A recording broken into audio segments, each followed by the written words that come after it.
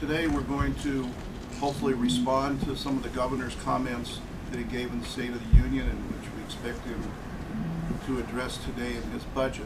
We are very concerned about his call for cuts to education.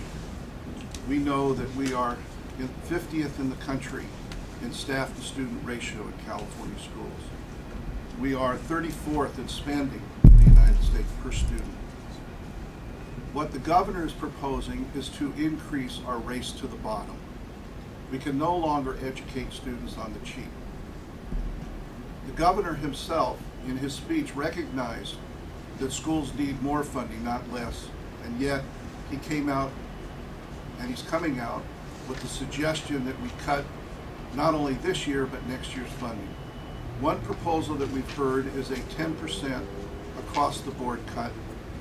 We believe that a 10% across the board cut is just bad management.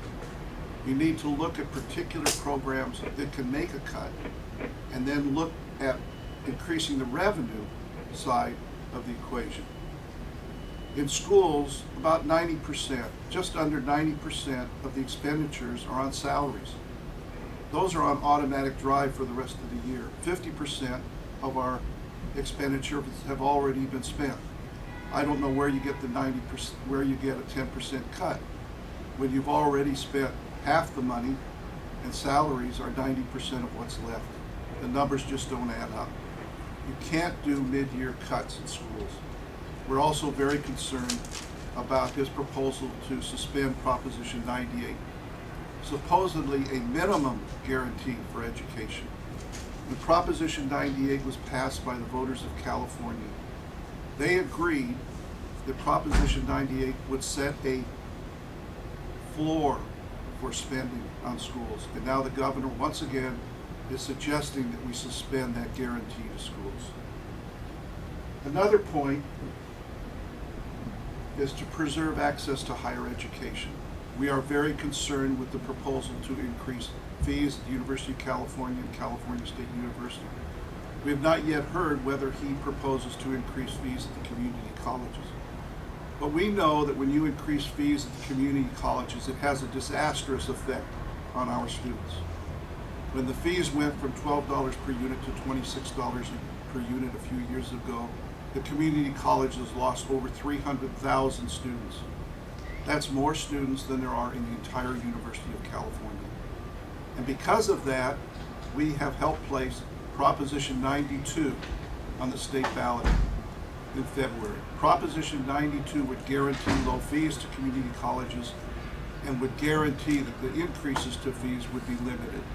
We think that now with this proposal by the governor to increase fees on all kinds of things, including on students, we think it's very necessary for the people of California to vote in favor of California's community college students and in favor of access.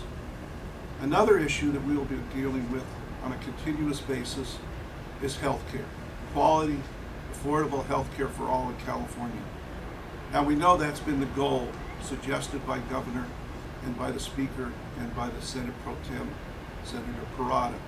But we believe that the current legislation lacks many important elements in order to guarantee that universal access. Some important aspects have to do with affordability, forcing people to buy on an unregulated private market insurance which will not cover their basic needs. We believe that the bill should contain language that says what are the minimum levels of quality health care that any individual in California should be able to get.